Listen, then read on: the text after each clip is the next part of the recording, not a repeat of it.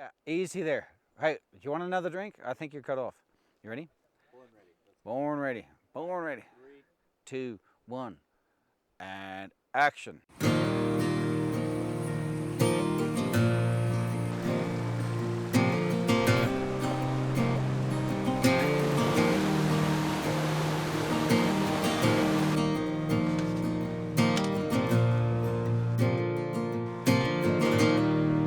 Oh, hey, bud.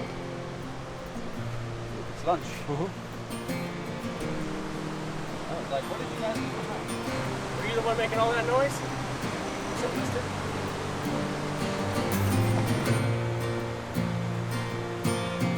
So they don't put a filler panel like that.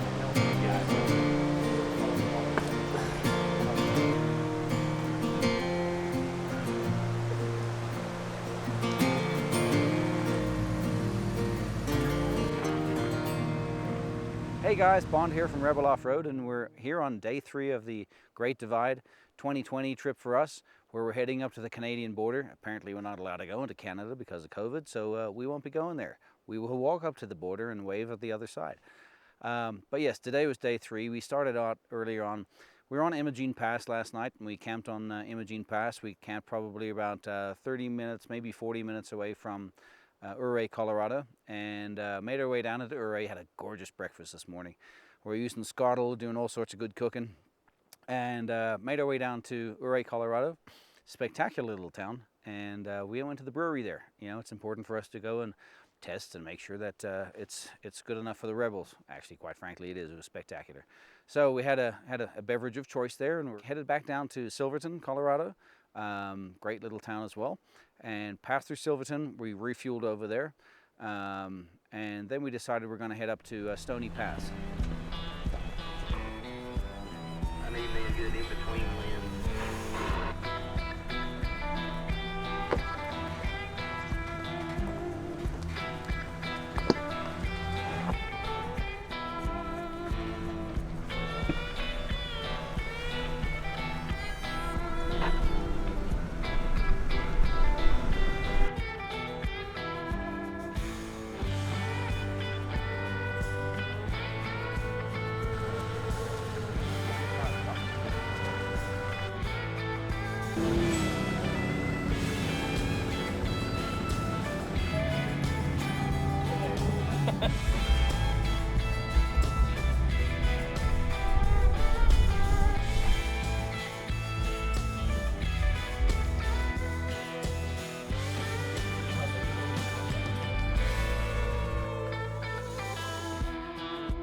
Yep. Lads, cheers. Cheers.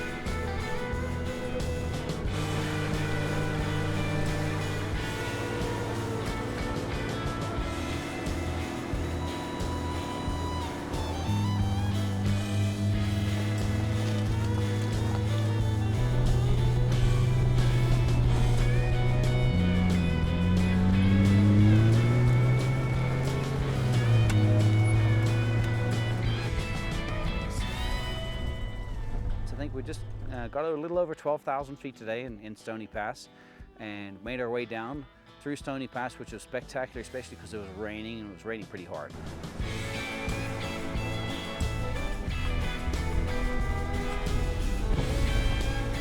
Yeah, I see that, but I also see sunlight in the distance.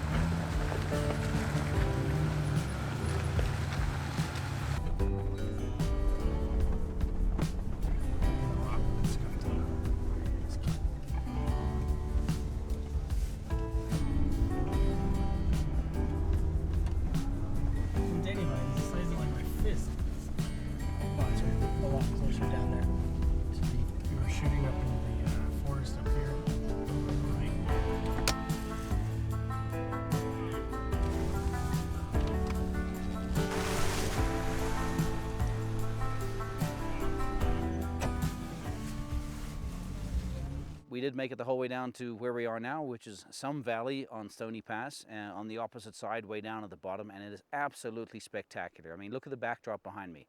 You just don't get any better. You know, we're going to end up setting up camp here. It's been raining. We put up a few tarps and got ourselves prepped. You know, we did some fishing, and Taylor didn't catch anything once again.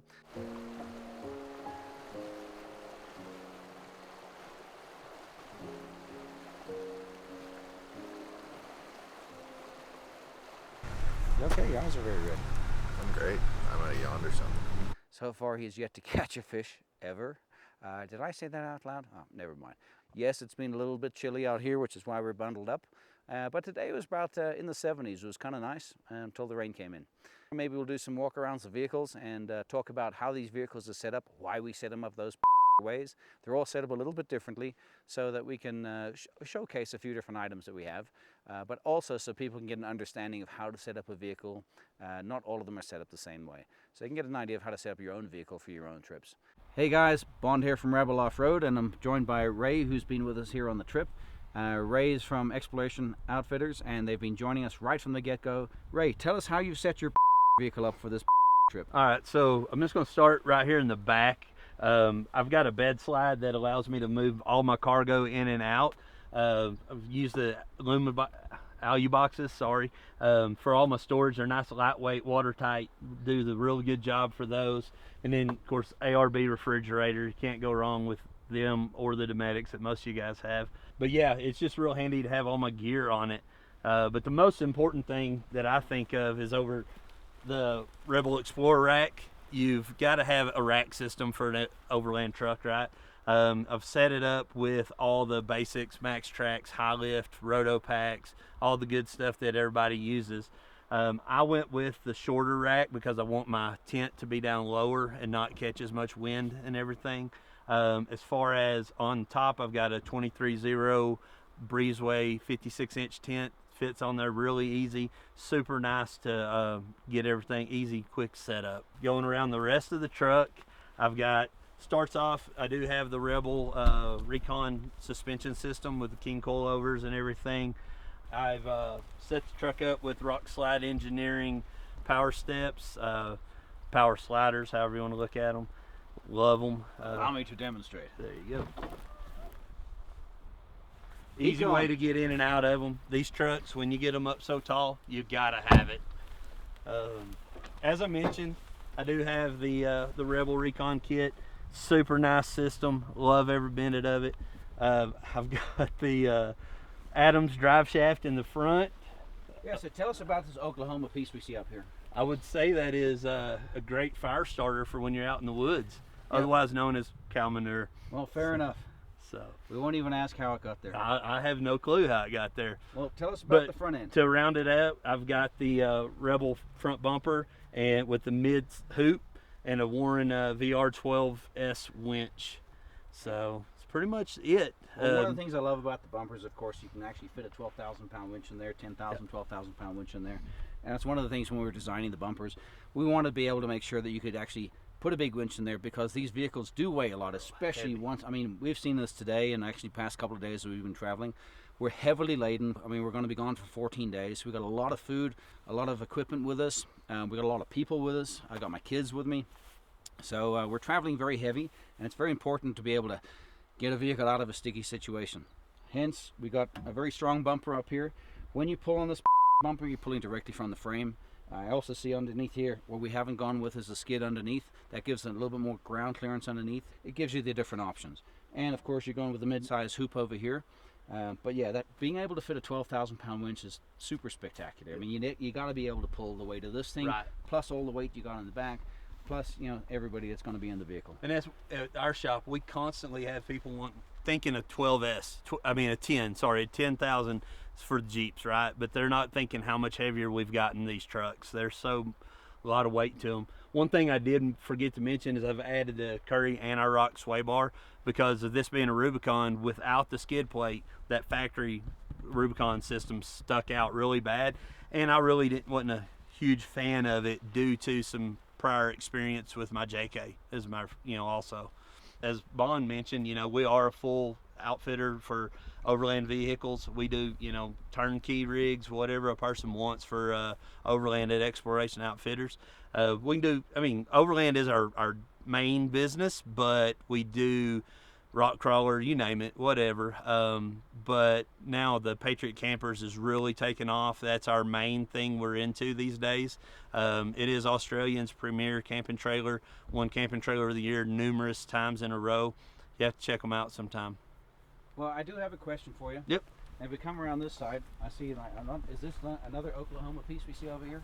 It looks like it, more cow parts. So now, which piece of the vertebrae of the cow is this? I'm not exactly sure which piece that is. Well, So- neither am I, but you know what? You know, we'll have a bit of fun with it. Uh-huh. All right. Well, thanks, guys. Thanks for joining us. Yep. We'll do a couple more walk-arounds probably tomorrow when it warms up a little bit, because it actually is a little on the chilly side. He's in a t-shirt. I'm bundled up here in a jacket. And we'll walk around some of the other vehicles tomorrow and bring you guys up to speed as to how we set them up and why we set them up a way. Cheers. Thanks.